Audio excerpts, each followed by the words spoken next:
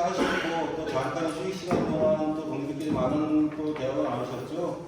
자, 그러면 지금부터 노래로 배우는 노동 현장의 역사, 그것을 실질적으로 우리 박준 동지와 김민주 동지께서 노래와 율동으로 우리 함께 신나는 시간을 가져보는 시간을 동지의 힘찬 박수와 함께 시작하도록 하겠습니다. 수석이 박수가 괜찮아요. 수석만 다시 치세요. 네. 자, 시작하겠습니다. 박준 동지와 김민주 동지를 시작하겠습니다. 안녕하세요. 노래하는 지민주입니다. 반갑습니다.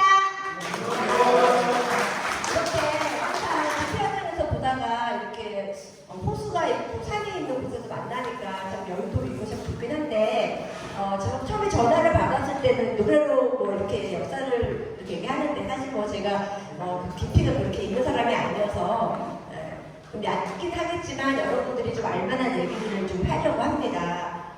노래는 조금 이따가 박준 동지가 많이 불러드릴 거고요. 저는 이제 심장이 먼저 뛰는 노동자의 이야기라는 강의를 했고요. 심장이 먼저 뛰는 노동자의 이야기가 어떤 거가 있을까 고민을 참 많이 하다가 저를 노동운동으로 이끌었던 어떤 사람들 그리고 제가 현장에서 노래하면서 만났던 노동자의 이야기들을 주로 여러분들과 나누게 될 건데요. 또 하나는 그 속에서 노래들도 조금씩은 나와요. 그래서 이 노래가 어떻게 나오는지 조금씩은 할 것 같습니다. 그래서 제목을 심장이 먼저 뛰는 노동자의 이야기로 먼저 준비를 했습니다. 식사는 다 하셨죠? 네. 되게 크네요. 식사를 다 했으면 소화를 시켜야 되는데 기본적으로 소화를 시킨다기보다는 사실은 버스 운전하다 보면 사실은 이렇게 밥 먹는 시간조차도 사실은 맞추기 힘들잖아요. 그래서 사실은 위험이라던가 이런 결과물 같은 거 기본적으로 잘 못하시는 게 바로 버스 노동자들이라고 들었거든요. 그리고 어쨌든 그래서 일단 소화시킬 수 있는 율동을 하나 여러분들랑 같이 하고 그 다음에 제 강의를 시작하도록 하겠습니다. 강의가 되게 재밌어요. 왜냐면 영상이 강의의 반이에요.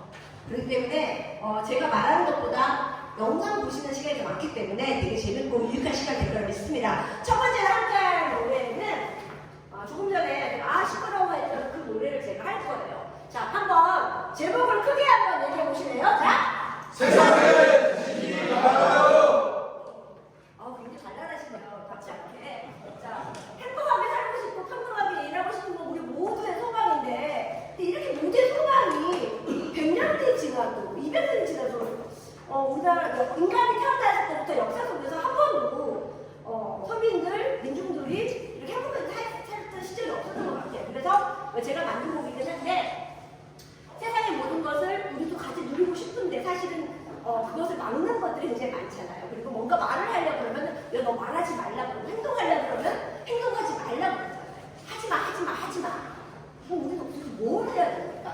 할 수 있는 게 정말 아무것도 없던 생각이 들어가지고 만든 곡이고요. 이 노래는 제가 그냥 부르고 같이 할 건데 율동이 하나 있습니다. 저번에 집회 때 한번 했었는데 자, 손을 한번 오른손을 하늘 가립니다. 예, 이게 아니고 이제 손가락이 뭐 중간 손가락 빼고 아무 손가락 하나 없습니다. 이렇게 확실히 찌르고 주먹. 자, 이게 뭐냐면은 하나, 둘, 쓰리 어퍼컷입니다. 자, 이거 하면 상관하는 사람 하나 있죠? 예. 유전적인데요? 예, 유성이랑 상관나죠. 근데 제가 왜 쟤는 이걸 여기까지 와서 이렇게 할 수 있잖아요. 자, 아닙니다. 하나, 둘, 퍽. 첫 번째는 되게 얍삽하게 하세요. 작게. 그 다음에 두 번째는 다윗과 골리앗의 싸움처럼 다윗처럼 크게 하나, 둘, 퍽 이렇게 해주시면 될 것 같습니다. 어떤 부분이냐면요. 마지막 부분에 세상이 만만하지 않고 예를 들어 세상이 만만하지 않지만 우리도 만만하지 않잖아요. 우리는 우리를 지킬 수 있죠. 세상에 지지 말아요. 이 파트거든요. 첫 번째 세상이 만만하지 않지만 우리도 만만하지 않잖아. 이렇게 쳐주시면 되는 겁니다. 굉장히 쉽죠 여러분. 그죠? 네. 기본적으로 버스 운전하시거나 또 이렇게 뭔가를 고치거나 이런 분들이 다 리듬감이 굉장히 많아요. 그렇기 때문에 여러분들 믿고 한번 율동과 노래 같이 가보도록 하겠습니다. 율동은 이것만 있는 게 아니고요. 처음부터 다 있습니다. 여러분들. 자, 눈 크게 뜨시고 같이 해주시면 좋겠습니다. 자, 한번 가보도록.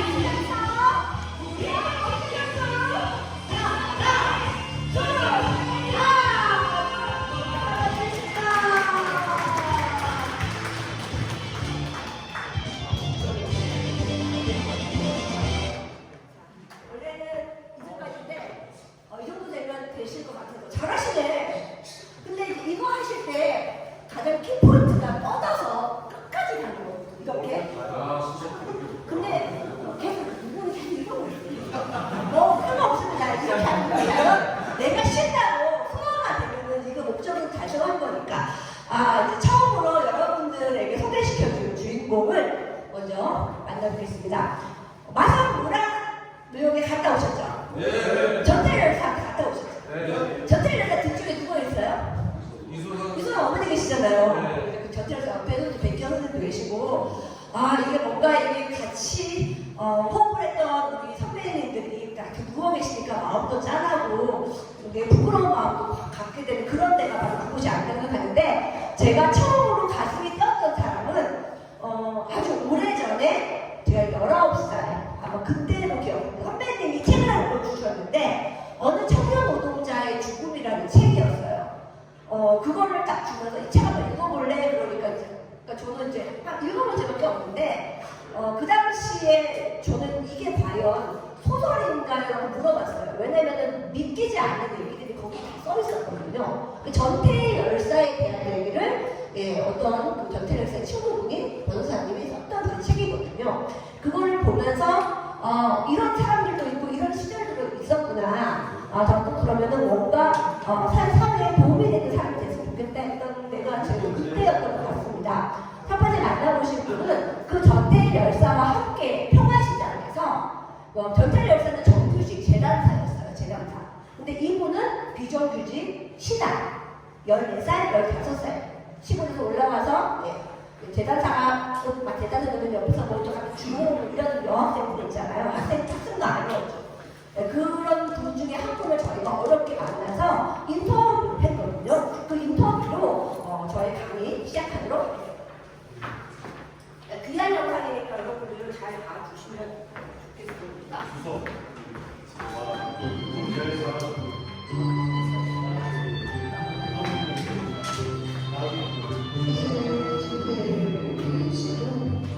처음 생전은 저도 못 봤어요. 근데 그 사건이 났을 때 그때 11월 달이니까 지금 11월 달은 별로 춥지 않았지만 그때는 별로 추웠어요. 그러니까 그때 제가 하던 작업들이 이제 남성들 장가였거든요. 그러니까 속에다가 이제 스폰지, 지금들은 그런 거 넣지도 않지만 그때만 해도 스폰지 아니면 손 이런 거를 활용했기 때문에 손은 얼마나 먼지가 많이 나요. 그러니까 이렇게 스토프를 썼다 하면 위에 그냥 이렇게 눈처럼 쌓이고 속눈썹이 기른 사람들은 또 눈썹 위에 하얗게 먼지가 앉을 정도로 아래는 겨우 남자들 이렇게 머리 달 수 있을 정도로 해서 다락을 냅니다. 그러면은 그 위에서는 이렇게 꾸꾸리거든요. 이렇게 제대로 이렇게 미싱해서 이렇게 의자에 앉아서 하면은 여기서 요만큼 떨어질까? 그리고 앉은 상태에서는 떨어지지만 이렇게 서서는 이렇게 수비까지 되는 정도니까 그런 데서 아래에서 일하고 위에서 일하고 이러다 보니까 먼지라든가 이런 도시락을 펴놓고 나오면 좁은 데서 먼지가 위에 쌓일 정도로 사람으로 대하는 게 아니라 그래서 너네들은 기술 배워서 일하는 기계다 이렇게 생각을 하니까 우리 생활들이 얼마나 힘들었겠어요. 오늘도 시작하네요. 감동 잠잠해 모양집 뒷산길 들고 가 이리도 이뻤나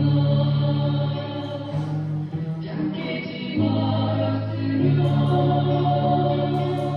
엄마도 봐야 하는데 그러나 언니의 목소리 엄마도 봐야 하는데 그 시장에서 사람 주는 게, 그 노동자인데, 이렇게 해서 죽었다, 이제 그러면서, 그런데 한 개도 소변치 않고 그 자세한 내용을 이제 못 들었어요. 그래서 그 다음날 아침에 나가보니까 역시 일을 하는데 엉성엉성하고 분위기가 안 좋았어요. 그러면서 평화시장 옥상에 가면은 그걸 알 수 있겠다, 이런 얘기를 하더라고요. 그래서 그냥 제가 꼭 처음으로 그냥 일하고 말고 이렇게 가서 기웃거리면서 이제 보니까는 진짜 자그마한 아주머니가 이렇게 나오시는 거예요. 여기가 정필씨 이렇게 반갑게 손을 진짜 딱 잡으시면서 언니 이렇게 올라가서 너무 좋다고 그러면서 이제 내가 정필을 엄마라고 그래요. 그래서 저는 문득 이제 저도 아버지가 일찍 돌아가셨어요. 그래서 어머니가 힘들게 우리들을 키우는 걸 알기 때문에 어머니 하면 뭔가 가슴이 찡하고 그러는데 아들을 잃은 그 어머니의 마음이 막 이렇게 가슴이 찡 오는 게 나도 모르게 눈물이 나더라고요.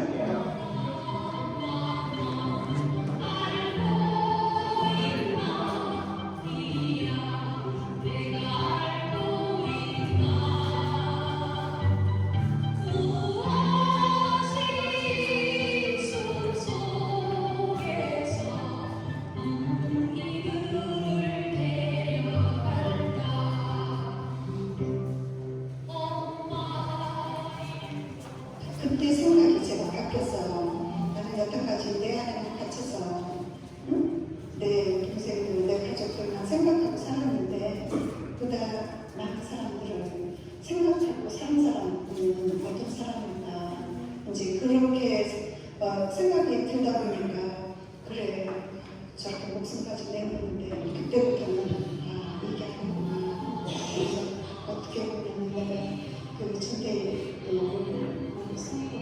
노조를 알수 있으면 정말 모든 토론 속에서 홀리고 있었을 것이다. 그래서 그 어느 기간을 벗어나서 그냥 그래도 사람들 앞에 나설 수 있고 남을 조금이라도 도움된다라는 생각으로 살아야 되겠다. 그래서 이분이 이제 조금 전에 마사업용에서 이분의 이제 출산 받잖아요. 변태를 쓰고 어쨌든 20대 초반에 이제 모습을 보였는데 제가 이제 이런 인터뷰를 준비하면서 선배님들하고 이제 얘기를 하는 과정 속에서 전태 열사가 이제 분신을 하셨던 그날 아침의 얘기를 제가 들었어요. 그게 뭐냐면 그날따라 이천선 어머니가 아들이 이상한 것 같대. 아들이 자꾸 엄마한테 엄마 나 오늘 뭐 할 건데 엄마 올래? 자꾸 그러더래요. 뭘 하겠어? 분신하려고 그러는데 분신하려는데 엄마를 오라고 하는 이런 나쁜 놈이 어디 있어요? 근데 여러분들 이게 엄마가 아들이 이상하다라는 걸 느끼지만 굉장히 가난했다는 말이죠. 그 집안이 엄마 혼자서 아이 3명을 키우고 남편분이 계셨지만 몸이 아파서 배제하고 사실상 불가능한 상황에서 이소도 어머니 혼자 단칸방에서 아이들을 키우다 보니 아이가 무슨 말인데 친절하게 답이 나가지 않아요. 미쳤냐? 내가 뭐 한다고 거길 가 바빠 죽겠는데 나도 바쁘다. 나도 할 일이 많다. 그러니까 전태에게 오늘 오면 좋겠는데 이렇게 얘기를 하더래요. 그러고 나서 이제 헤어졌는데 그날따라 자꾸 뒤가 이제 뒤를 누가 잡는 것 같아서 뒤를 보면 저 골목 끝에 이 사람이 이렇게 엄마를 쳐다보고 있더래. 엄마가 싸는 도시락을 이렇게 들고. 왜냐면 전태일 여사는 그날 친구들하고 같이 평화시장 앞에서 이제 지금의 뭐 기자회견 같은 그런 걸 했겠죠. 노동자도 사람이나 이런 걸 하고 싶었는데 이게 안 되니까 분신을 결심을 하고 그 전날 신나를 평화시장 지금 버들다리 전태일다리 옆에 있는 그 2층 평화시장 2층 그 계단 위에다 숨겨놨다는 거더라고요. 그러다 보니까 엄마는 이상했지만 그래도 갔고 그날 전태일은 마지막까지도 엄마의 얼굴 끝까지 보려고 엄마가 없어질 때까지 계속 어머니가 몇 번을 뒤를 봤는데도 이놈이 안 가고 계속 서 있더래요. 그게 참 좀 비극인 것 같아요. 전태일 열사가 주고 싶어서 분신을 했을까? 사실은 전태일 열사는 정말 많은 행동도 했었죠. 뭐 노동청을 찾아가고 근로기준법도 한번 어떻게 해보려고 했는데 배움이 짧고 배운 게 없다 보니까 한 번으로 쓰여진 근로기준법은 정말 그림에 떠올랐던 거죠. 그러다 보니까 내가 목숨을 끊고 노동자도 인간이다, 뭐 근로기준법을 지켜라 이렇게 외치면 적어도 신문에 한 줄은 나오지 않겠어? 이런 생각을 하는 거죠. 좀 아이러니하게 이런 분신들은 이후에도 계속적으로 나오고 있습니다. 그래서 전태일 열사가 아마 그 첫 이런 노동자로서는 노동자의 뭘 외치면서 돌아가신 최초의 노동자이기 때문에 지금도 이제 11월 13일에 11월 13일 돌아가셨는데 그 즈음하여 노동자 대회를 그때 여는 거예요. 그래서 풀 네임명이 그냥 뭐 노동자 대회가 아니라 전태일 열사 정신 계승과가 꼭 붙어요. 올해 한번 여러분들 곧 이제 11월달 되면 또 하거든요. 한번 보세요. 앞에 뭐가 붙고 뭐 노조법 뭐 이게 붙어요. 보시면 여러분들이 아실 것 같습니다. 이거는 제가 사진 찍은 건데 사실은 20대 초반의 청년이면 사랑을 하지 않았을까라는 생각을 해봤어요. 여기 중간에 여기 보시면 여기 여성분들 보이죠? 전태일 열사가 좋아했던 여학생이라고 합니다. 돌아가시기 전날에도 만났대요. 지금 사귀었다 안 사귀었다 이런 건 모르겠는데 어쨌든 전태일 열사도 연애도 하고 싶었고 이 친구랑 이렇게 멋있게 놀러가서 사진도 찍고 여기 어린 시다들과 공장에서 찍은 사진도 있고요. 이거는 이제 조금 전에 여러분들이 전태일 열사 개판에 누워 계신 이소선 어머님의 젊었을 때 모습이고, 요거는 이제 전태일 열사의 관이 병원에서 나오는 장면입니다. 굉장히 사진은 흐린데 시간이 되시면 그 전태일 기념관에 가시면 원본 사진들이 다 있으니까 한 번 정도는 같이 가서 봤으면 좋겠습니다. 제가 이걸 보여드릴 이유는 평범한 사람이었다. 대단한 사람이 아니고 그냥 우리 20대와 똑같이 노는 거 좋아하고 연애하고 싶고 그냥 먹고 놀고 이거 싶은 사람이었는데 그 중에서 더 예민하게 노동자의 문제에 관심을 가졌다. 이 차이라는 것들이죠. 자, 제가 두 번째로 심장이 떴던 사람에 대한 얘기를 이제부터 해보려고 합니다. 저는 꼭 한 사람에 대한 얘기가 아니고요. 이물리안 행진곡의 얘기를 하면서 이제 광주 얘기를 꺼내려고 해요. 저 위에 보시면 이게 또 이렇게 여자 남자가 나오니까 우리 여자한테 나오면 꼭 연애 감정을 연결시킨 이상한 보이샤가 있잖아요. 이 두 분은 영원 결혼식을 맺은 사이예요. 이 두 분이 사귀었는지는 아무도 몰라요. 근데 부모님들이 천하초가 죽었으니까 원혼을 달래기 위해서 이 두 분을 영원 결혼식을 시켰는데 남자분은 누구냐면 80년 5월 광주 친인군의 대변인인 윤창원 열사시고요. 여자분은 1979년도에 가난한 학생들을 가르치다가 연탄가스로 돌아가신 박기순이라는 전남대학교 학생입니다. 이 두 분은 들불야학이라고 하는 야학 선생님이셨고요. 이 두 분 그분들이 왜 제가 이 얘기를 하냐면 사실은 광주 때 되게 많은 사람들이 죽어나가고 실종자가 많았지만 가장 많은 사망자를 냈던 데가 어디냐면 이 바로 이 들불야학인 거예요. 들불야학의 선생님들이 사실은 이 광주가 일어나기 전에 많은 민주화 투쟁들도 있었고 노동자들 싸움들이 있었거든요. 아마 전태일 열사의 이런 분신이라던가 아니면 그 노동자들 이런 투쟁들, 그다음에 그 박정희 독재에 이 학생들이 느꼈던 것들이 아마 굉장히 많았을 거라고 생각을 하거든요. 그것들이 80년 광주라는 것이 폭발하면서 끝까지 민주화를 지켰던 상징 인물로 됐기 때문에 제가 오늘 이 동물을 갖고 왔습니다. 이물리라는 행진곡은 뭐냐면 저희가 보통 그 노래할 때 묵념할 때 이물리라는 행진곡에 묵념하고 노래 이거 부르잖아요. 사실 저는 처음에 몰랐거든요. 파업가도 있고 단결투쟁가도 있고 트렌드공자도 있는데 왜 굳이 이물리라는 행진곡을 하지? 라는 생각을 했어요. 왜냐면 여기는 뭐 노동자란 말도 안 나오고 뭐 잘 모르겠거든? 근데 어느 날 이제 이걸 안 거예요. 왜 그러냐면 이 이물리한 행진곡의 배경이 바로 5.18 광주 민주항쟁이거든요. 굳이 제가 민주항쟁에 대한 얘기를 하지 않더라도 아마 뭐 지금 이게 교과서에서도 지금 아이들 교과서에서 실려있는 거기 때문에 잘 아실 거라고 믿습니다. 80년대 그 군부독재 서슬포라는 칼 총알 앞에서 사람들이 굉장히 많이 무서웠겠죠. 말만 해도 잡혀가서 고문을 당하다 보니까 사람들은 다 말을 못하고 다 숨어 지내게 돼요. 당연히 쪽팔리는데 어쩔 수 없이 내가 살아야 되니까. 그러다 보니까 80년이 지나고 나서 81년도, 2년도가 되니까 사람들이 부끄러워서 살 수가 없는 거예요. 많은 사람들이 자살을 했어요. 내가 광주 민중항쟁 열사들한테 부끄러워서 어떻게 사냐면서 학생들이 참 그때 많이 죽었거든요. 그러다 보니까 더 이상 이런 젊은이들을 죽게 할 수 없겠다. 다시 광주란 이름을 우리가 세상을 알려야 되겠다 생각을 했는데 광주란 이름을 알리는 순간 성직자건 목사님이건 스님이건 이런 손을 안 대야 되는 데까지 다 잡아가서 공부를 하다 보니까 머리를 쓴 거죠. 야, 무슨 뮤지컬 같은 걸로 만들면 사람들이 모르지 않을까? 뮤지컬 어떤 거? 그러면 우리가 노래극 같은 거 하나 만들고 그 내용을 광주 내용 비스무리하게 만들어가지고 이거를 상영을 하고 공연을 하면서 광주의 넋을 기리자 이렇게 얘기를 해서 문화 일꾼들이 광주로 모이게 됩니다. 그리고 마지막에 보통 이제 엔딩 타이틀송이라는 게 있잖아요. 뭐 명성황후 하면은 뭐 뒤에 쫙 올라가고 레베카가 쫙 부른 것처럼 마지막 곡으로 어떤 노래를 하나 할까 했는데 그 당시에 이제 백기환 선생님이 빈 메달리가 굉장히 큰 장편에 시를 썼어요. 광주에 대한 시를. 그럼 이 시를 노래로 만들어서 우리가 한번 불러보자. 그렇게 만들어진 노래가 바로 이 이물리한 행진곡입니다. 그래서 우리가 지낼 때마다 이 노래를 굳이 부르는 거예요. 근데 이 노래를 부를 때 부작용이 하나가 있어요.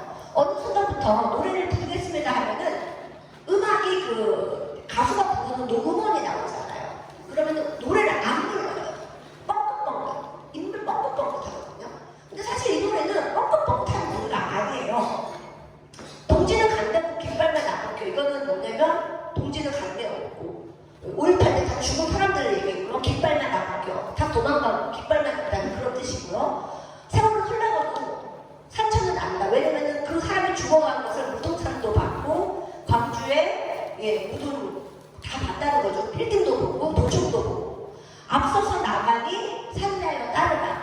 앞서서 나가는 사람들은 누구냐면 5.18 당시에 싸웠던 사람들의 얘기고요. 산자여 따르라는 거는 나를 따라 죽어라가 아니라 이 민주화 항쟁을 내가 이렇게 해왔던 것처럼 너희들도 너희들의 몫을 하라라는 의미로 만들어진 곡인데 이 노래를 우리가 부를 때 노래 나온다고 뻥긋뻥긋하면서 팔을 이렇게 하는 경우가 되게 많아요.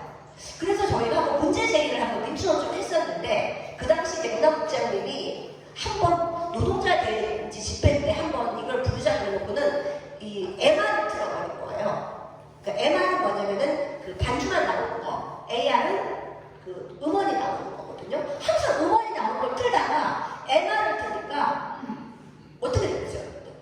쫙 진짜 거짓말 안 하고 자기들이 다 민망해가지고 사랑도 명예도 아무도 못 들어가고요. 한평생부터 다 먹었어요.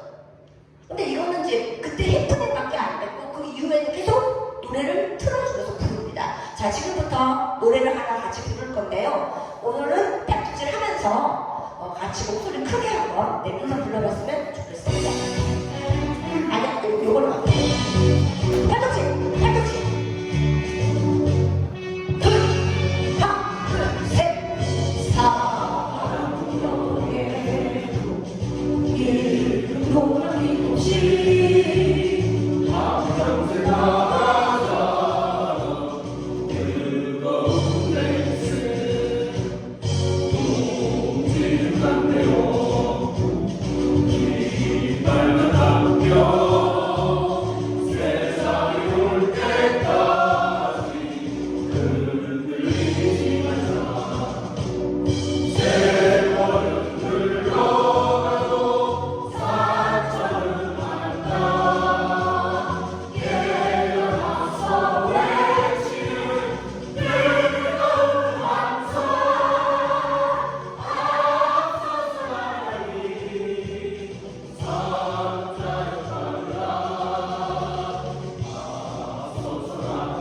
앞서서라니 산자여 따르라 마지막에 약속하면서요. 산자여 따르라 둘, 셋, 넷. 시작. 산자여 따르라 둘, 셋, 넷. 이게 원래 투쟁을 맞추지 않았는데 야사로 들었던 얘기가 뭐냐면 정경이 경찰이 노동자들이 언제 가장 무섭냐라는 얘기를 했던 적이 있대요. 뭐 아는 사람들 한 얘기인데 가지 똑같이 피치기로 끝날 때 소름이 끼친대요. 그걸 듣고 나니까 그래 그러면 마지막에 10방을 빼고 2방을 빼고 이따가 마지막 4박지에 투쟁을 약속하면 되겠는데 생각이 들어서 그때부터 투쟁을 한 거거든요. 오늘 노래들이 투쟁가들이 꽤 많이 나오는데요. 그때는 약속이라도 한 듯이 하나 둘 셋 넷 투쟁 그렇게 하시면 될 것 같습니다. 다음에 영상을 하나 더 보시도록 하겠습니다.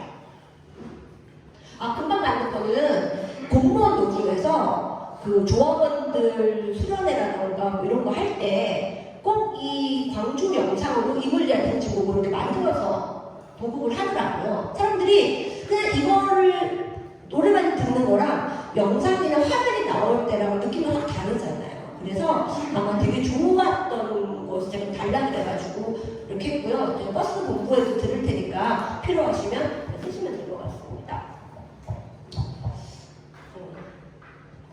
제가 그 다음에 가슴에 뜨거웠던 경험을 한 적은 언제였냐면 이때는 제가 학생이어서 그 경험을 직접적으로 하지는 못했어요.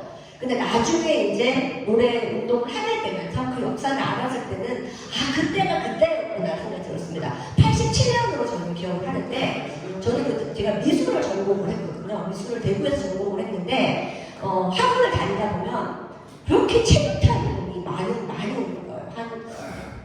뭐 매일매일 체육탄 가스가 미술학원으로 이렇게 들어와서 우리 학교 선생님들이 자꾸 밖에 나가서 안 들어오시는 거예요. 데모하러 나가는데 몰랐죠. 우리는 그냥 학원비만 그냥 축내면서 그림을 그렸던 기억이 나는데 이렇게 밑을 보면은 학생들이 스크린을 하고 막 뛰어다녀요. 뭐라 하면서. 근데 그게 저는 민주화 항쟁인지 몰랐던 거죠. 그냥 뭐 데모하는가 보다. 비싼 등록금 내고 참 지난해 풍년이다 이러면서 봤던 그런 기억이 나는데 그게 바로 87년도 노동자 대투쟁 전인 86년도 6월 항쟁이었던 거죠. 87년도에 어떤 일이 있었냐면 박종철이라는 학생이 고문을 당하다가 이렇게 죽었잖아요. 탁 치니까 꼭 하고 죽었다는 사건이 있어요. 뭐 지금 같아도 사실은 나라가 뒤집어질 일인데 그때는 워낙 군부독재 시절이기 때문에 그냥 그게 다 도배를 해요. 뭐 이렇게 죽었다더라.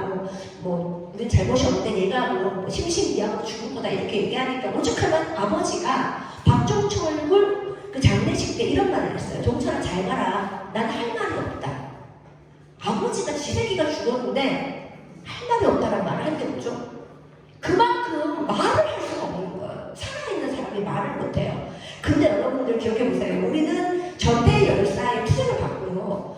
5.18 민주화 항쟁이라고 해서 겪었던 민족이거든요.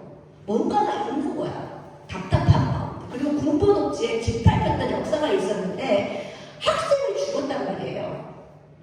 근데 아무도 움직이지 않는 부끄러운 거 아니에요. 제일 먼저 터진 데가 어디냐면 학생이 죽었으면 당연히 학생들이 보면 버스 노동자가 제일 먼저 일어나잖아요. 지금 방영한 열에서 나왔잖아요. 택시 노동자가 제일 먼저 움직이잖아요. 서울대 학생이 죽었단 말이죠. 당연히 서울 지역 대학생들이 길거리로 튀어나와요. 그 와중에 연세대학교에서 또 한 명의 학생이 죽어버려요. 이한열이라고. 영화로도 만들어졌거든요. 네, 대학교 2학년생. 네, 최루탄을 맞고 쓰러져 죽었어요. 자, 이제는 더 이상 물러날 데가 없어요. 점점점 사람들 많이 죽어나간단 말이죠. 그래서 그때 제일 먼저 움직였던 사람들이 누구냐면 블루칼라가 아니라 넥타이 부대들이 움직이기 시작해요. 자, 근데 왜 넥타이 부대가 먼저 움직여요? 라는 얘기를 한번 제가 물어봤어요. 그 사무금융 선배님한테. 그러니까 사무금융은 기본적으로 다 서울 지역에 있다는 거죠. 대학교도 서울. 보이면 움직이잖아요. 종로, 울진호, 시청에서 학생들이 집회를 하니까 다 공사들이 거기에 있단 말이죠. 여의도도 그 당시에 많이 없었고.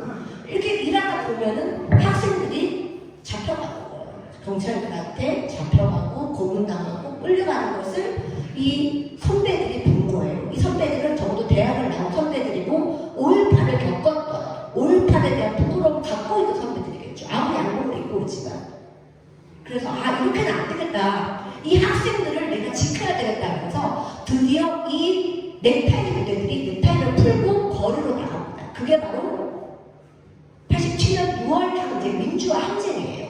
지금 우리는 87년도 7, 8구 노동자 대투쟁을 기리고 있는데 민주노총은 사무금융노조는 지금도 7, 8구 노동자 대투쟁을 기리는 게 아니고 6월 항쟁을 해요. 왜냐하면 그들한테는 그게 혁명이었거든요. 남자들은 넥타이를 풀고요. 여자들은 그 당시 은행원들은 이렇게 카라를 이렇게 하고 있었다고 그래요. 카라를 풀면서 자신들의 이런 요구들을 얘기했던 그런 시대가 있었고, 마지막에 붙었던 사람들이 바로 누구냐면 저 멀리 대우조선, 저 멀리 부산 지하철, 울산에 있는 현대중공업, 지금 우리가 말했을 때 좀 민주노총의 기반을 갖고 있는 금속노동자들 있잖아요. 그 사람들이 마지막에 붙어요. 어떻게 마지막에 붙었을까 생각할 수 있는데,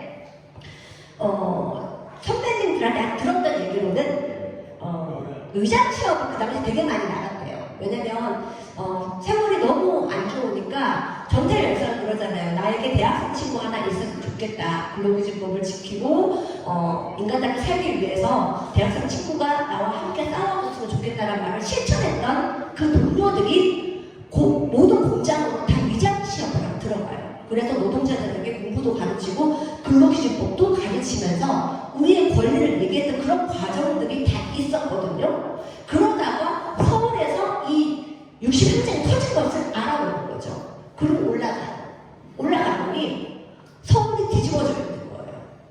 그래서 이게 뭐 그런데 갑자기 그 당시에 노태우가 그러면은 내가 직선제 하겠다. 지금이야 우리가 당연히 직선제 하잖아요. 옛날에는 간선제였잖아요. 근데 노태우가 직선제로 하면서 이제 나름대로 우리 민주 시민들이 이겼단 말이죠. 이기니까 시민들이 뒤로 빠지고 노동자들은 그러면 끝난 거야. 이거 허탈해 하는 시기가 옵니다, 여러분들. 자, 근데 싸우니까 뭔가가 이루어지는 것을 이 블루칼라들이 본 거예요. 멀리서 와서 보는 거죠. 근데 이미 넥타이 부대들이 다 들어갔어, 이미 회사로. 그러면 끝났네? 돌아갈까? 그러면 내 처지가 너무 그지같아. 내가 너무 그지같이 살아. 난 인간한테 살지도 못하고 사무직보다 돈도 훨씬 적고 그 당시 노동자도 아니야. 공돌이 농촌이라고 해서 어디서 직업도 말 못해요. 임금도 되게 낮고 그런 사람들이 세상에 뒤집어진 걸 보니까 안 되겠다. 우리도 싸우자 이렇게 된 거예요. 지금의 인터넷에 있고 민주노총 있잖아요. 우리도 몇 월 며칠 팍 내놓는데 그때는 조직이라고 하나도 없었어요. 물론 한국노총은 있었지만 아시다시피 한국노총은 노동자의 편이라기보다는 자본과 정권의 약간 나팔수 같은 역할을 했기 때문에 우리들의 민주노동자들을 위한 조직은 없었다는 거죠. 그럼에도 사람들이 동시다발적으로 그 6월 항쟁이 끝나고 7월, 8월, 9월 동안 한국에는 몇천 개의 노조가 생기게 됩니다. 그때 만들어진 노조의 한 사람을 지금부터 만나볼 건데요. 현대중공업에 그 당시에 입사했던 청년 노동자, 지금은 이제 내년에 이 그룹이 그거예요. 정년퇴임이거든요. 그분의 얘기를 들으면서 87년도 울산 상원가 노동자 대투쟁 얘기를 한번 들어보도록 하겠습니다.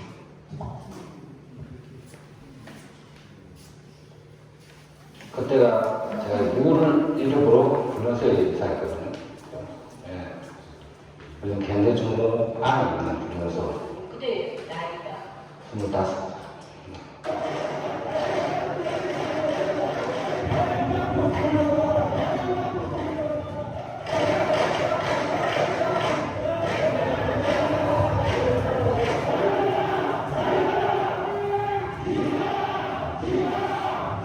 당시에 뭐 어떤 노래 들으면서 아리아는 또 야야야야야야야야야야야 이런 식으로 빡빡하게 들어가고 그다음에 그리고 정주영은 물러가라 좋다 좋다 정주영은 물러가라 좋다 좋다 이 노래 그거 하고 그다음에 갑자기 생각이 나네 애국가 들었어요 집회할 때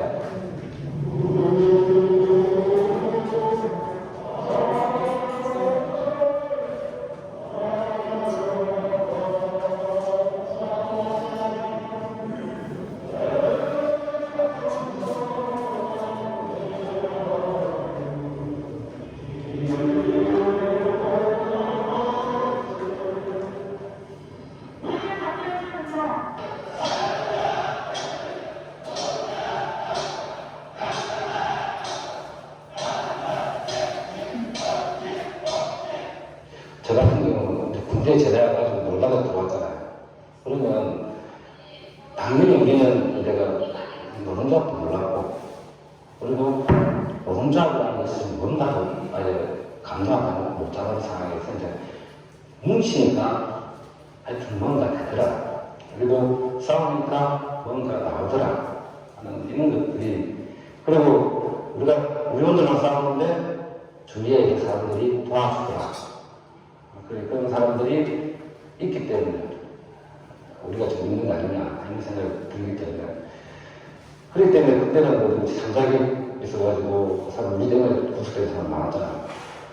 그런 것들이 우리도 신세졌으니까 도와야 된다. 이런 그리고 우리만 보는 게 아니고 주위를 볼 수 있는 결론이 하셨다.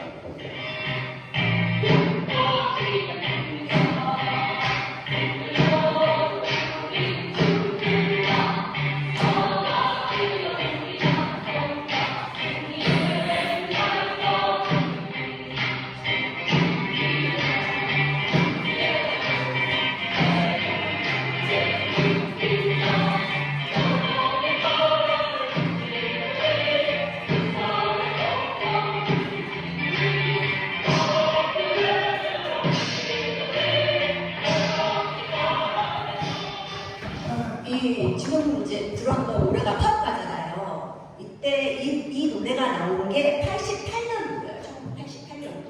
근데 지금도 여러분들 집회하시면 파업가 집회할 때 한 서너 번은 부르잖아요. 근데 이게 여전히 파업 현장에서 내지는 투쟁 현장에서 불린다는 얘기는 물론 조금씩 삶이 나아지고 있지만 근본적으로 아직까지도 멀었다는 의미라고 생각합니다. 부동의 인기 노동가요 1위라고 저는 알고 있습니다. 조금 전에 보면은 이렇게 중간에 파란색 깃발이 이렇게 휘날리는 거 보셨습니까? 예, 그렇죠. 전노협이라고 써있죠. 전노협이 뭐냐면 전국 노동자 대표자 협의회. 그래서 민주노총 같은 이런 게 아니라 업종별이 아니라 모든 노조가 N방에 다 가입되는 거예요. 여기는 너는 10,000명이니까 대의원 10명, 너는 2명이니까 대의원 3명 없어. 이게 아니라 그냥 똑같이 동등하게 그렇게 해갖고 평등을 가장 기본적으로 했던 조직이 바로 이 전노협이었고요. 이 전노협은 87년 노동자 대투쟁을 기반으로 해서 그때 뭔가를 만들어내고 임금도 200%씩 이런 것들 노동자한테 맛을 봤단 말이죠. 그리고 대책 백성으로 다 이기다 보니까 뭔가 뭉치면 되는구나, 우리도 우리의 조직을 만들어 보자, 이렇게 해서 만들어진 게 바로 이 전노협이었고요. 이 전노협은 민주노총을 하면서 90년도부터 쭉 이제 가는 거예요. 그래서 90 95년도에 민주노총, 여러분들이 지금 한국 단체이기도 하잖아요. 민주노총이 이렇게 올라가게 되는 겁니다. 물론 그 과정 속에서 많은 투쟁들이 있었는데 95년도에 민주노총이 건설을 하면서 처음에 제 정치 투쟁을 한번 했던 걸로 제가 기억을 해요. 96년, 97년도에 노동법을 가지고 여러분들 노동자가 공순위 공분이라고 멸시와 무시를 받았던 노동자들이 민주노총이라는 조직을 만들었다는 거죠. 이건 대단한 거거든요. 근데 이 사람들이 단사의 임금 단연만을 얘기한 게 아니라 법을 건드리기 시작했어요. 왜냐면 아무리 내가 임금 단연 우리 회사 안에 똘똘 뭉쳐도 법이 눌러버리면 끝이거든요. 아시잖아요. 다 피해자죠. 그러다 보니까 이게 계약될 가능성이 너무 많아. 뭔가가 노동자들이 너무 안 좋은 게 막 생기는 그런 분위기가 되고 아 이건 안 되겠다. 그래서 민주노총이 처음으로 노동자 정치 파업이라고 합니다. 제 기억으로도 매일매일 전국에서 저는 그 당시 대구에 있었거든요. 저는 세상이 바뀌는 줄 알았어요. 그렇게 사람이 많은 줄 몰랐어요. 동성도에서 집회를 하면 골목으로 사람들이 꽉 들어차 있는데 무슨 월드컵 응원하는 줄 알았어. 그 정도로. 근데 이게 시간이 지나다 보니까 자꾸 사람이 죽어들면서 기운이 떨어지게 되는 거죠. 여러분 그때 통과된 법이 뭐냐면 그때 발의된 법들이 정례공법, 변형근로제 같은 거 있잖아요. 파견법. 지금 우리가 아직까지도 노조법 이상조정법 하는 것에 가장 기본적인 게 그때 다 만들어졌어요. 96년, 97년 때 날치기로 그 당시에 한나라라고 알고 있는데 거기서 밤 12시에 자기들끼리 관광버스를 가지고 국회에 가서 몇십 가지의 노동악법을 몇 번 만에 딱딱딱딱 날치기로 통과를 시키고 나와버렸고 민주노총은 바로 총파업에 들어가는 그런 시기를 겪었습니다. 그래서 저는 우리가 이길 거라고 생각을 했는데 그게 뭐가 터졌냐면 IMF가 터져버린 거예요. IMF가 터지니까 우리나라 사람들의 좀 좋으면서도 안 좋은 것 중에 하나가 애국심이거든요. 나라가 망한다는데 노동자가 대우하면 되게 하는데 설득을 안 합니다. 근데 나라 이럴 때 북한 쳐들어온다. 다 넘어온다. 다 넘어가. 다 받아주고 하지만 결과적으로 IMF 끝나고 지금 여러분들이 많이 은행 거래 많이 하잖아요. 그 은행들이 대부분이 그 당시에 작은 금융업이라든가 이런 것들을 다 통폐합하면서 되게 싸게 다 갖고 오면서 거대 재벌화된 게 지금 우리가 거래하는 그런 은행들이거든요. 그리고 지금 우리가 재벌이라고 말하는 거기 그때도 작은 회사라든가 작은 뭐 지방에 있는 이런 회사를 다 먹어요. 싸게. 그래가지고 그 사람들의 덩치는 더 커지고 부자는 더 부자가 됐던 게 바로 이 IMF고요. 노동자들은 가장 먼저 퇴출됐답니다. 그 중에서 가장 먼저 퇴출됐던 게 IMF다 금융이다 보니까 당연히 금융 노동자들이 가장 먼저 정리해고 대상이 됐겠죠. 그 중에서도 여성들. 왜냐하면 같은 그 회사에서 결혼을 하는 경우가 많다 보니까 둘 중에서 누가 나갈래 그러면은 여자가 나가라고 해요. 이게 한국이 가부장적인 나갈 것도 있고 이제 가장이다 이런 게 있다 보니까 이제 나가게 되는데 나중에 그거 없어요. 다 나가는 거죠. 그리고 얘기를 합니다. 김 과장, IMF가 끝나면 다시 와. 오면 내가 너 자리 만들어줄게. 퇴직금 받아 나가. 회사에서 이게 최선이래. 그래서 몇 달치 봉급을 갖고 나갔는데 배운 게 도둑질이에요. 배운 게 은행일밖에 못하는 사람한테 몇천만 원 줘봤자 이거 뭐 그건 날리기 좋죠. 제 퇴직했다더라. 그럼 돈이 있겠네. 그렇게 빌려라. 치킨집 해봐라. 뭐 하다 다 나가봤습니다. 그래서 그때 서울역에도 노동자가 넘쳐났고 공항역에는 아이들이 그렇게 많았다고 해요. 그때쯤인 것 같아요. 제 기억으로. IMF가 끝났을 때쯤에 전화를 한 통 받았어요. 제가 대구에서 노래표 활동을 하고 있는데 한국통신이라는 곳에서 전화가 왔어요. 지금 KT 공기업 한국통신이라고 얘기해서 집회를 하는데 공연을 나가려고 하는 거죠. 그래서 한국통신이요? 한국통신? 그러니까 한국통신이긴 한데 한국통신 계약직을 줘요. 이렇게 얘기를 하는 거예요. 저는 계약직이라는 걸 들어본 적이 없었어요. 그 당시에. 그게 2000년도 그때 배우를 찾을 것 같아요. 계약직이 뭐지 그러니까 계약해서 하는 건가? 그러면서 이제 저희는 어떤 거로 올라간 거예요. 받은 것도 없고 올라갔는데 너무 추운 날이었고 분당에 있는 본사 앞에서 집회를 하는데 몇백 명의 그 젊은 친구들이었어요. 나이가 많아봤자 40, 20대 후반에서 30대가 제일 많았고 이 사람들이 집회를 하는데 물어봤어요. 왜 집회하는 거니까 IMF 전에는 정부주의였던 거죠. 그래서 IMF가 끝나고 어쨌든 전환은 돌려야 되니까 고쳐야 되니까 전수증 타야 되니까 다시 들어오는데 내가 했던 일이 똑같은 일을 하는데 그때 난 정규직인데 나는 지금 계약직으로 근무를 해야 되는 거예요. 당연히 어이가 없죠. 기다렸는데 다른 데서 안 가고 기다렸는데 그리고 월급이 막 3분의 2로 줄고 뭐 내가 지금까지 누렸던 모든 것들이 다 날아가 버린 거예요. 그래서 얘기를 하면은 그럼 나가라. 할 사람 많다. 전 젊은 친구들 모두가 안다는데 나가라. 이래서 그 당시에 이제 한국통신 계약직원들이 파업을 하게 된 거죠. 그리고 거기에 저희가 갔는데 젊어서 좋다 이건 정말 말도 안 돼요. 어느 두께가 이렇게 두꺼웠어요.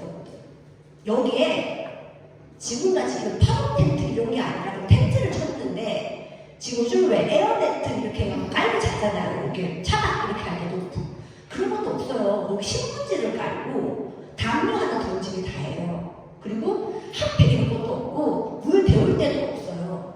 거기에 이제 피티병 같은 데는 뜨거운 물 해가지고 이렇게 숨어두고 해가지고 여기 가라리 사이에 이렇게 끼우고 자다 보면은 얼어가지고 깨고 여러분 사람이 두 명 죽었어요. 한 명은 얼어 죽었고요. 한 명은 그 이후에 암이 발생해서 죽었어요. 싸움을 졌어요.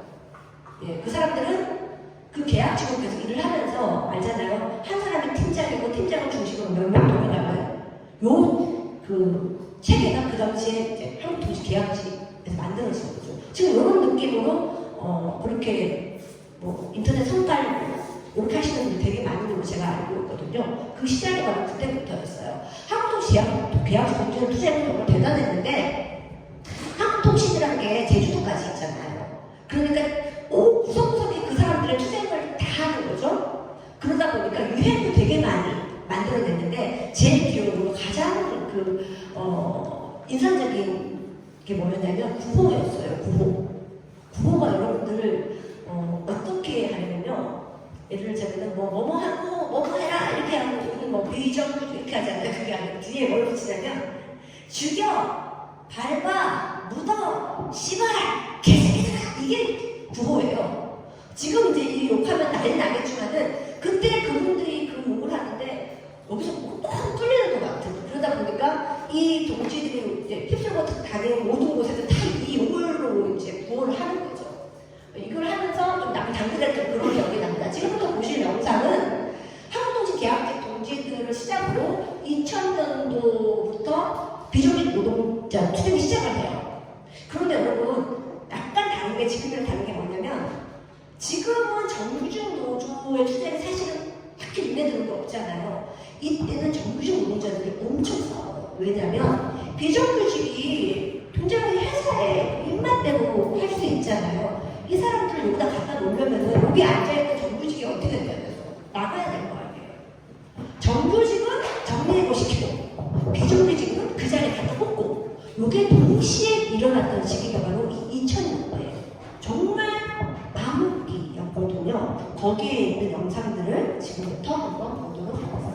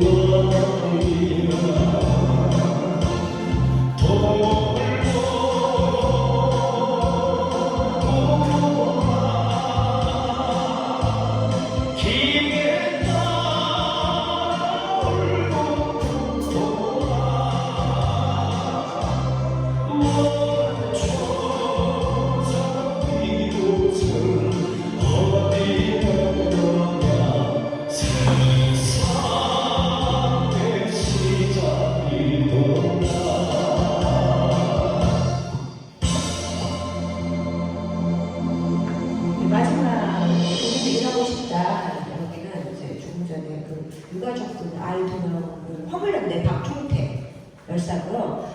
서울에 마성묘역 같이 광주에는 5.18 묘역 안에 열사 묘역이 따로 있거든요. 거기에 가시면 박종태 열사가 누워 계십니다. 박종태 열사는 2006년 8월인가 제가 갑자기 기억이 안 나는데 그 대한통 맞을 거야. 대전에 본사가 있는데 그 화물 노동자들이 이렇게 기름값이 올라가면 막 올라가는데 운임료를 올려주지 않고 운임료 100원 올려달라고 100원을 안 올려줘갖고 네, 죽었어요.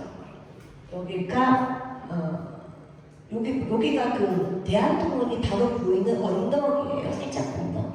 여기에 목을 메고 요 자리에서 죽고 돌아가셨는데 저는 참 하여튼 기억이 나는데 아까 이 흘러라는 노래를 만드신 박동동지 우리 부르신 동지도 계시고 만든 동지가 김호철 동지인데 돌아가시기 한 몇 주 전인가 그때가 하루는 집회를 했었어요. 근데 누가 김호철 동지가 야 민주야 사진 찍자 그러길래 갔는데 누가 사진을 찍고 있냐면 이 박종철이라는 사람이 쓰세요. 자 김치 이걸 누른 사람이 박종태 열사였던 거예요. 그럼 저는 그걸 몰랐는데 나중에 김호철 동지가 그때 우리를 사진 찍었던 사람이 종태야 이렇게 얘기를 하는 거예요. 왜냐면 그 당시에 화물 집회의 가장 큰 이슈는 대한통운 투쟁이었고 그 당시에 그 대한통운의 그것을 좀 관리했던 조직 담당자가 이 박종태 열사였기 때문에 아무래도 그것을 조합원들에게 미안한 마음, 뭔가 이렇게 운임료도 팍팍 올려주고 해주고 싶은데 이게 안 되니까 목을 냈더라고요. 그리고 나서 이제 목 내고 나서 화물연대가 미친 듯이 싸웠는데 이걸로 인해서 정말 많은 사람들이 구속 수배에 엄청나게 다치기도 하고 그래서 부자들이 많았던 그 투쟁을 알고 있고 사실 화물연대는 이 투쟁 이후로 사실 지금까지 계속 내리막이에요. 미안하지만 계속 걸어온 상황입니다. 박종대 열사가 돌아가시고 나서 협상을 하게 됐는데 30원이 올랐다고 그런가? 10원인가? 너무 아깝기도 하고 너무나 미안하기도 합니다. 혹시라도 망월 묘역에 가게 된다면 박종태 열사의 묘역을 한번 찾아서 헌화해 주셨으면 좋겠습니다. 네, 이거와 함께 다음으로 한번 비적 철폐할 때가 이제 잠깐 넘어가면은 혹시 이 노래 아세요? 나의 손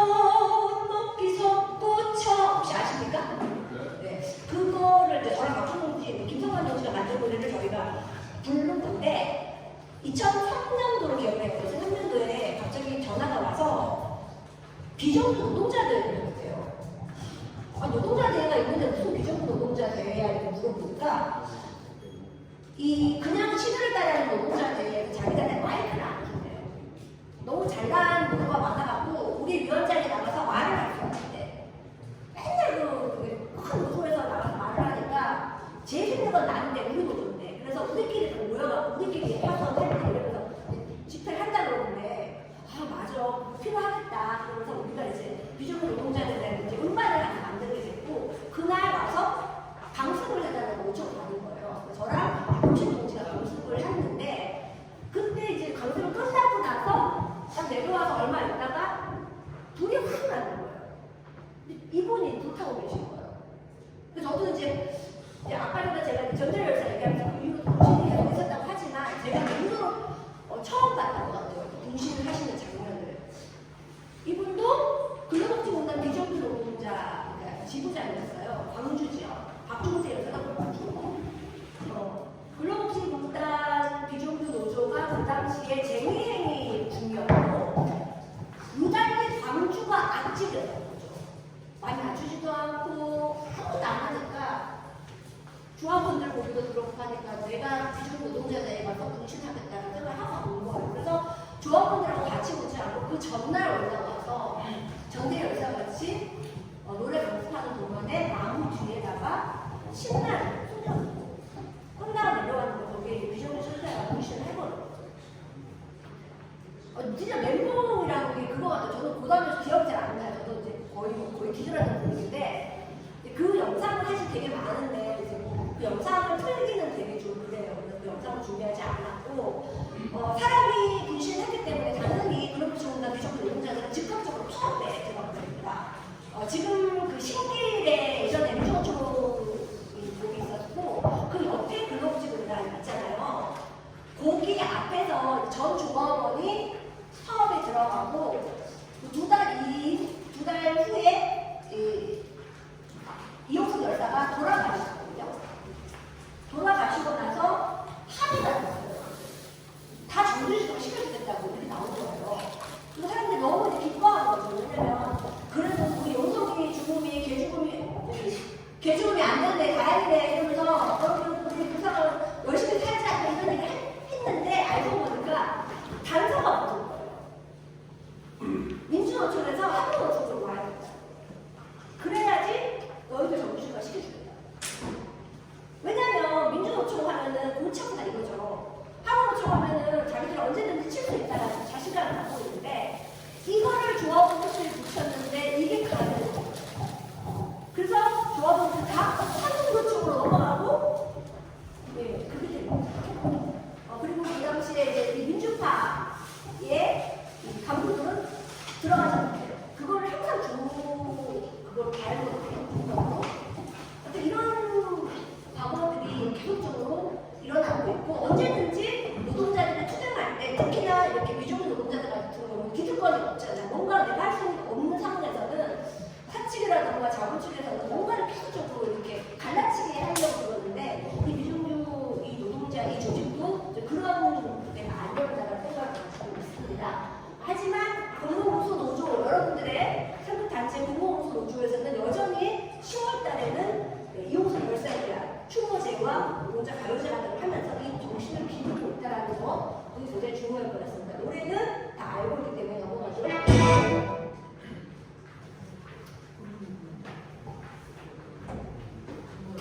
다음에 시간이 제가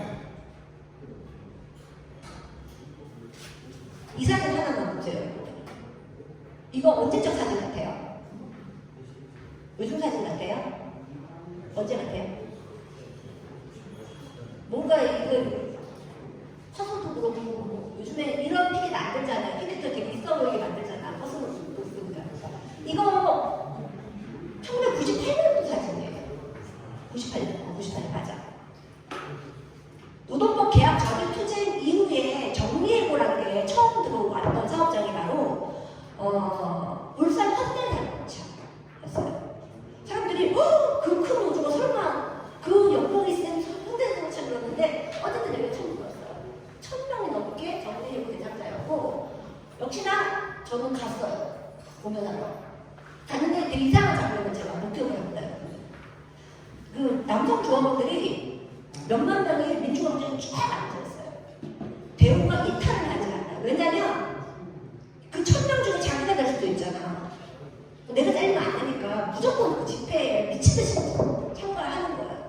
한 달, 2달 더 넘게 파업을 했던 기억하거든요. 근데 이쪽 편에 이분들이 앉아 계신 거예요. 한 200명 정도 이분들이 앉아 있는데 노래할 때는 그분들이 누군지 모르겠는데 여자들에게 관심이 가는 거예요. 저는 뭐지 생산직은 아닌 것 같은데 누구지 하다가 끝나고 나서 이제 노래를 하고 나오니까 그 밥 먹으러 가서 밥 먹고 정동주에 고생했으니까 밥 먹으러 가서 데리고 갔어요 저를. 근데 어디로 데리고 갔냐면 식당. 현대는 저 울산으로 식당으로 데리고 갔는데 지금같이 이렇게 에어컨이 어디 있어요? 슬레이트 지붕 있잖아요. 슬레이트로 된 무슨 막사 같은 데가 있는데 거기가 식당인 거예요. 노동자들이 거기서 밥을 먹는데 에어컨도 없고 이 많은 선풍기가 몇 대가 돌아가는데 8월이었거든요. 8월에 울산에 4시간 집회하고 들어와서 밥 먹는 거 생각해봐. 나 같으면 안 먹겠어. 더워서. 습도가 장난이 아닌 거예요. 근데 그 밥을 누가 푸고 있냐면 이분들이 밥을 푸고 있는 거예요. 자신있게 저는 멘붕이 왔어요. 이게 이제 남자 여자로 갈라지는 게 아니라 그냥 공감으로 들어주시면 좋을 것 같아요. 같이 4시간을 땡볕에서 싸웠단 말이지. 근데 들어와서 누구는 밥을 기다리고 있고 누구는 밥을 푸고 있는 거예요. 굉장히 불편하고 저는 기분이 안 좋았어요. 그래서 간부한테는 감히 못 따지고 그때 제가 되게 어렵기 때문에 저희 선배님한테 이런 경우가 어딨어요. 죽어도 같이 죽어 같이 같이 산다고 내놓고 이런 게 어딨어요. 그러니까 나보고 너는 왜 내가 예민하네. 좀 넘어가. 그럼 나를 되게 이상하게 만들어버리는 거예요. 저도 이제 기가 죽었죠. 근데 밥은 못 먹겠고 부엌을 가서 물어봤어요. 근데 어머님들 이렇게 물어봤어요. 어머님들 왜 똑같이 이렇게 더운 데서 사시고 왜 밥을 푸세요? 그러니까 정말 여기 땀을 툭툭툭 흘리면서 우리를 위해서 조언을 해주시는데 내가 할 수 있는 게 밥밖에 없잖아 이렇게 얘기했는데 마음이 너무 아픈 거예요. 그리고 이제 돌아갔는데 얼마 후에 연락을 받았어요. 정리해보면 처리된다는 거예요. 야 역시 큰 공장은 달라 이러면서 했는데 반전이 있었던 거예요. 정리해보가 처리된 게 아니라 정리해보를 이 사람들을 날려놓은 거예요. 노조에서. 민주노조에서. 이 사람들과 물론 나쁜 노동자들은 다 날렸겠죠, 몇 명은. 근데 이 사람들은 정규직이었단 말이에요. 딱 날린 거예요. 밥하는 여자들 날린 거죠. 그 당시에 영상을 찍으려고 여성활동가 3명이 울산 현대자동차 노조를 계약을 하고 들어갔어요. 부산에 있는. 그분들이 노조의 그 영상을 찍으려고 계약을 했으니까 노조의 그 히스토리를 찍잖아요. 그러다가 이제 여자다 보니까 자꾸 여성 노동자들을 초점이 가게 해요. 근데 그러다 보니까 자꾸 안 좋은 게 보이기도 하고 그래서 영상을 뭐든지 영화를 만들었는데 다큐멘터리 영화를 만들었는데 그 영화 제목이 바쁜 양이에요. 여러분 밥이 뭐냐면 밥을 짓는 여성 노동자들이 여성이라고 꽃이라고 옷들에 꽃 이러면서 추앙을 해요. 집회들도 부르면서 옷들에 꽃들이 나오면서 그렇게 해요. 그 양, 정리해버리는 양. 이 바쁜 양은 지금도 여성 노동자들 투쟁에 약간 레전드급으로 보고 있거든요. 그래서 좀 봤으면 좋겠다는 마음이 들고 자 그래서 지금 여러분들과 함께 보실 영상은 그래서 이 사람들은 더 안 싸워요. 정리고 나가떨어졌다 이거 안 하거든요. 이분들이 싸워요. 노조에 가서 노조 집행부와 싸우는데 그 당시에 노조 집행부가 어떤 막말을 했냐면 어쩔 수가 없었다. 어쩔 수가 없었고 남자분들은 다 가장이다. 그래서 당신들 찾을 수가 없었고 내가 그냥 짜증나는 게 아니라 당신들을 노조에서 고용하겠다 이렇게 얘기합니다. 노조에서 고용하는 게 뭘까요 여러분들? 노조에서 고용을 한대요. 자회사예요. 자 언제든지 그 노조의 집행부가 다른 데로 바뀌면 이 사람들은 그냥 나가는 자회사의 약간 그런 선배 구조거든요. 근데 이분들이 싸울 때 당연히 이 정부주들이 가만히 있을 것 같죠. 그 당시 현대자동차의 민주조합원들을 가만히 있지 않았어요. 같이 싸웠고 이 안에 대해서 부변을 철회를 시켜버려요. 그래서 그 당시 그 집행부가 물러나게 되는 그런 성과를 가지게 됩니다. 물론 지금은 이 모든 식당은 다 내주화가 돼 있잖아요, 그죠, 여러분들? 하지만 이런 역사들은, 민주노동을 지켰던 이런 역사들은 우리 가슴에 굉장히 많이 남아있다. 함께 뭉치면 이길 수 있다라는 교훈을 확실하게 남겼던 투쟁이라고 저는 생각합니다. 지금부터 보실 영상은 여성 노동자 하면은 전혀 떠오르지 않는 여성 노동자를 제가 인터뷰를 어렵게 했거든요. 자, 이 여성 노동자도 여성 노동자로서의 그 아픔들이 있었을까 하면서 만나봤던 선배님의 영상을 지금부터 보도록 하겠습니다. 노동조합이 가장 필요한 사람들은 그런 분들이에요. 근데 또한 노동조합을 가장 거부하고 배제하는 사람들이 또한 그 사람입니다. 왜냐하면 그만큼 삶의 폭들이 위태롭기 때문에 한 번만 먹게 되면 남떨어지 않아요, 그분들은.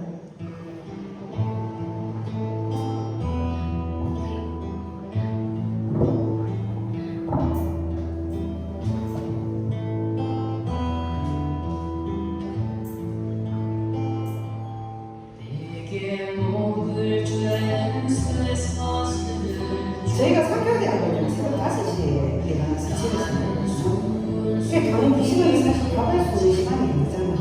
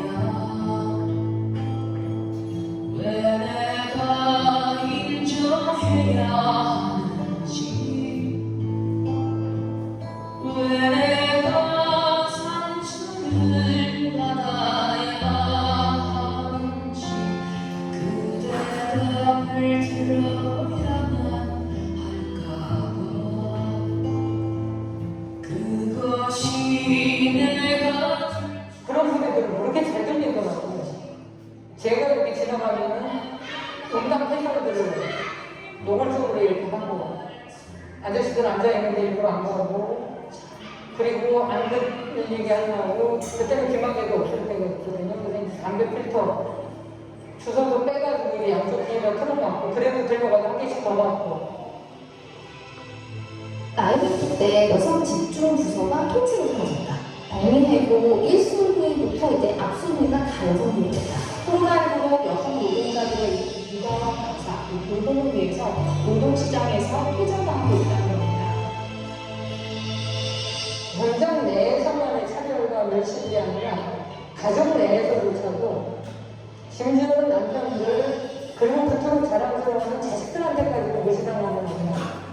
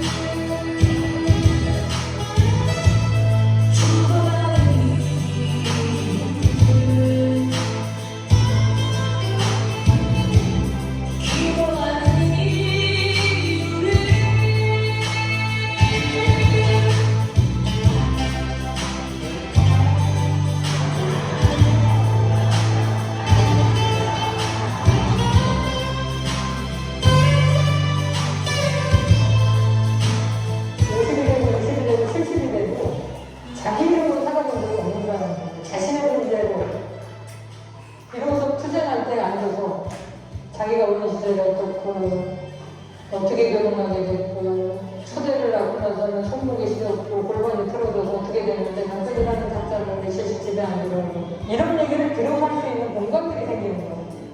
그러니까 이 여성노동자들의 투쟁 현장에 보면 그 투쟁이 임금인상 투쟁이고 고용중개 투쟁이 아니에요. 그냥 삶을 싸우고 삶을 걸고 싸우는 거야 이 사람들.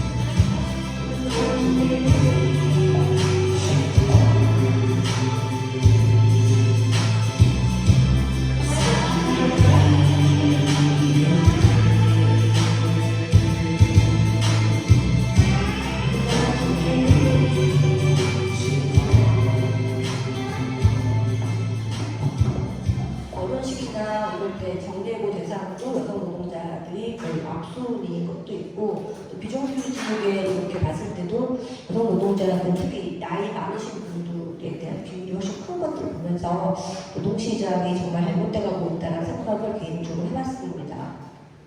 다음에 보실 이분은 되게 유명하신 분 혹시 아십니까? 예, 태안하력에서 산재로 돌아가신 김영균님의 어머님이십니다. 이분은 구미에서 3교대 비정규직으로 일했던 비정규 노동자였고 아이를 하나를 정말 잘 키우고 싶어서 그 돈으로 학원도 보내고 이리저리 했는데 갈 수 있었던 데가 성산에 있는 태안화력이었다고 하고요. 누구는 그렇게 얘기를 하더라고요. 구미에서 보내면 되지 뭐하러 그 먼 데까지 가서 아이를 죽였냐 이런 얘기를 나쁘죠. 그런 얘기를 합니다. 우리 김영규님이 17번의 이력서를 낸 경력이 있어요. 예, 대학도 나왔고요. 근데 구미를 저는 구미를 잘 아는 편이거든요. 대구 옆에 있어서. 근데 구미를 조금 더 아신다면은 옛날에 구미는 굉장히 호황기가 있었어요. 2000년 전에. 근데 그 이후에는 삼성이라든가 LG같이 큰 회사들이 다 외국으로 나가면서 당연히 큰 회사들이 없어지는데 작은 회사들 같은 경우는 따라 나가면 없어지겠죠. 우리 아이들이 취직을 할 곳이 별로 없어요. 그러다 보니까 거기서 그 노동자들의 아이들이 거기서 학교를 다니는 아이들이 취업을 하려면 구미가 아닌 다른 곳으로 가야 됩니다. 간다 하더라도 정규직이 된다는 것은 사실 꿈도 못 꿀 뿐더러 통계에 의하면 학교 안에 30명의 아이들이 있다면 그 중에서 정규직은 3명이 된다고 합니다. 3명. 우리 아이들이 다 있죠? 우리 아이가 정규직이 될 확률은 30명 중에서 3명입니다. 그 중에서 1명만 들어보니 거기가 그럴듯한 회사. 거기는 그래도 회사 안내 이런 데가 되고요. 나머지 2명은 정규직이긴 한데 그런 데 가고요. 나머지는 다 비정규직입니다. 이 한 자리를 가지고 아이들을 뺑뺑이 돌리면서 학원도 보내고 했는데 이미 강남이나 이런 데는 우리가 이 다리가 찢어져. 아무리 핸들을 하고 해도 따라갈 수가 없습니다. 우리 용균이 엄마도 용균이가 정규직이긴 다르겠죠. 그러다가 어느 날 정규직은 아니지만 발전소에 취직했다고 해도 얼마나 좋아요. 공기업에 취직을 했는데. 그래서 어디냐 그러니까 저기 태안에 있는 서부발전이라니까 태안이는 어때? 발전소인데. 야 우리 아들 정규직 때니까 발전소 들어가니까 공기업 들어가니까 양복 사줄게 엄마가. 양복을 사줍니다. 하지만 김영균님이 일하는 데는 양복을 입는 데가 아니겠죠. 석탄을 만드는 곳입니다. 석탄을 앞에서 이런 석탄이 내려와서 에너지원이 되면 밑에 석탄이 떨어지잖아요. 이걸 한 명이 그것을 기계에 끼지 않기 위해서 들어가서 그걸 빼내는 역할을 김영균님이 했다고 합니다. 근데 그게 사고가 그렇게 많이 난대요. 왜냐면 석탄도 끼는데 사람이랑 못 끼지 말라고 없잖아요. 사람이 끼어서 죽은 사건들이 굉장히 만큼 김영규님은 8번째 희생자였다고 합니다.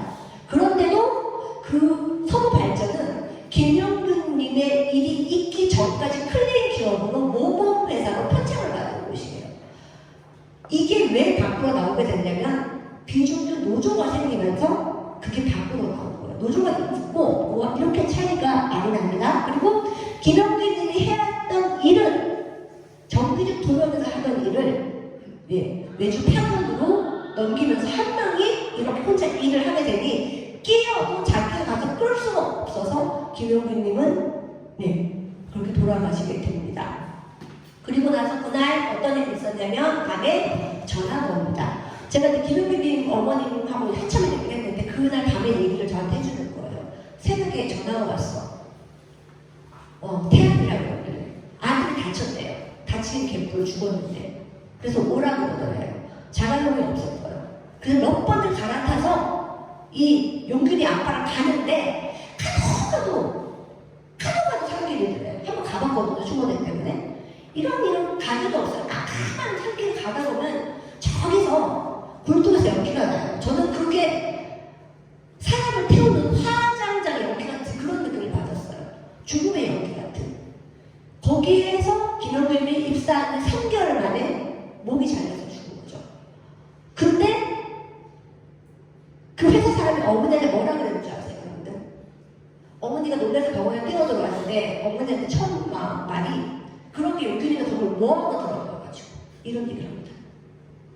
엄마는 우리 아들이 이 공기업에 굉장히 큰 민폐를 끼쳤구나 미안해 죄송합니다 이렇게 얘기해요. 우리 애가 죽었는데 미안하다는 말을 그 새끼가 받아 처음 먹었어요. 그러면서 이제 엄마가 응급실로 뛰어들어갔는데 어머니 거기 안내해 된 거죠. 그러면서 끌고 간 데가 어디냐면은 장례식장을 좀 끌고 간 거죠.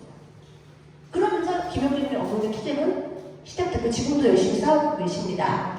지금부터 2가지 영상을 연달아 보실 거예요. 첫 번째 영상은 민주노총과 함께 노안실과 함께 만든 산재 영상을 보실 거고요. 두 번째는 김영준님의 생존 모습을 담긴 노동문이라는 영상을 보실 겁니다. 산재 영상의 배경음악 연영성님이 만든 윤식이 나간다라는 곡이고요. 이 윤식이 나간다의 글은 한진중공업에서 오랫동안 해보자고 있다가 복직하자마자 다시 정년을 맞이한 김진송님의 책에서 있던 글입니다. 배가 만들 때 기본적으로 3명의 노동자가 죽고요. 노동자가 죽어도 배는 계속 만들어주고 배가 바다로 나가는 진수식하는 날 오색 테이프 비둘기가 회장님들, 사장님들 와서 끊을 때 노동자는 초대받지 못합니다. 초대받지 못하고 자기들 일하는 그 자리에서 어떤 의식을 한대요. 누가 죽은 자리에 그게 윤식이란 말이에요. 윤식이가 여기서 일을 하다 죽었어. 그럼 윤식이가 제일 좋아하는 담배를 하나 연기나게 해서 그 위에다 이렇게 하나 올려놓는데요. 올려놓고 배가 뿡 하고 나갈 때 윤식이 나간다! 이렇게 얘기를 하면서 윤식이를 바다로 내보내는 그런 일을 한대요. 그건 지금도 그 조선소 노동자들의 의식이라고 합니다. 자, 지금부터 보실 영상은 가슴 아픈 영상들 한번 모아서 보도록 하겠습니다.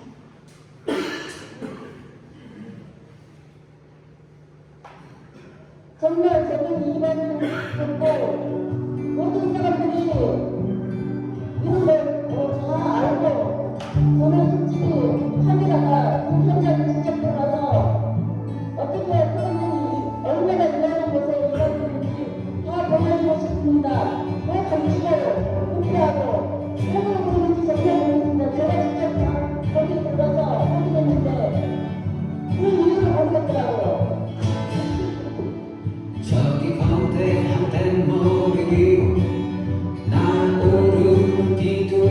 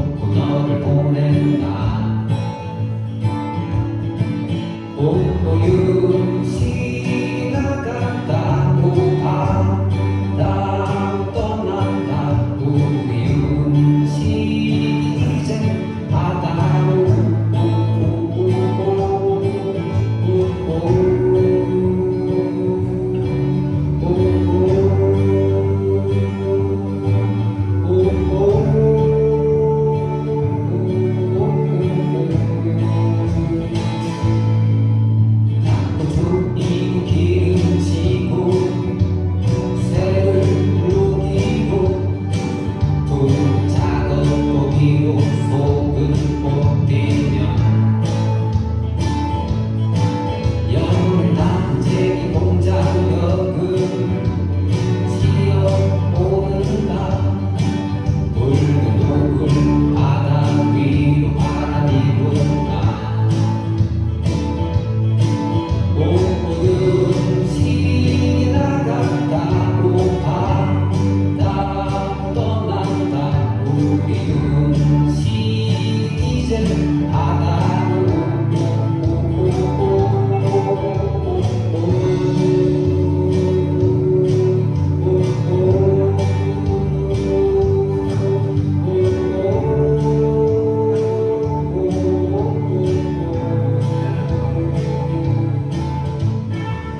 유족들은 추모와 기억에만 머물지 말고 진상규명과 작곡자 처벌이 이루어져야 한다고 촉구했습니다.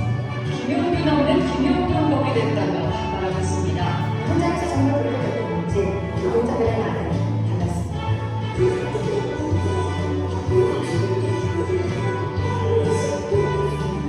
왜 그런 경우들을 아무런 조치를 받지 않는 것입니까?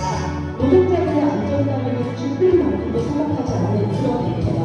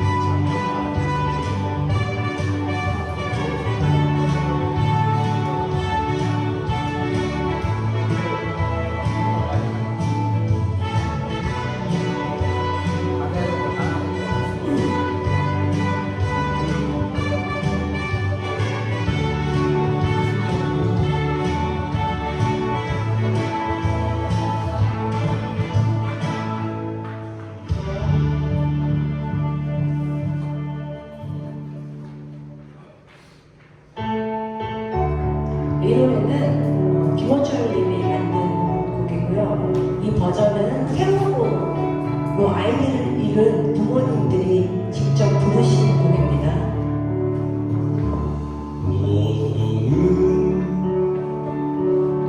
사랑이야 하나가 되는 아픔이야 기나긴 투쟁이야 눈물이야 혁명이야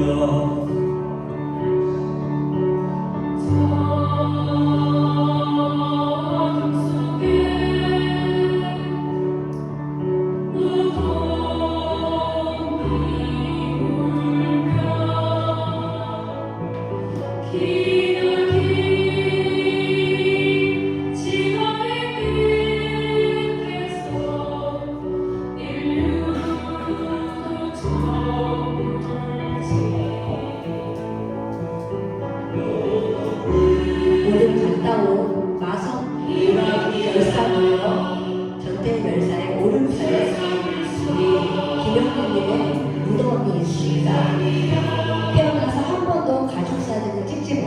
나서 그의 무덤의 비석에 포토샵으로 작가가 가족의 얼굴을 새겨놨다고 합니다.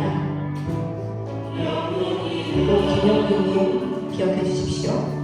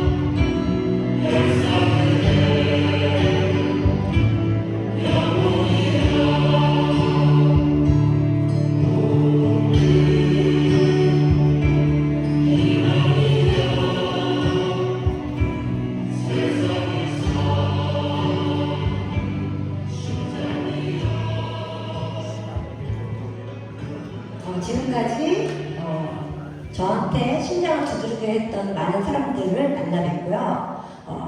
여러분들도 어쩌면 누군가에게는 심장을 뛰게 하는 장본인일 수가 있다는 생각으로 제가 심혈을 기울여서 만든 여러분들의 얼굴들을 보면서 오늘 저희 강의는 마치도록 하겠습니다. 감사합니다.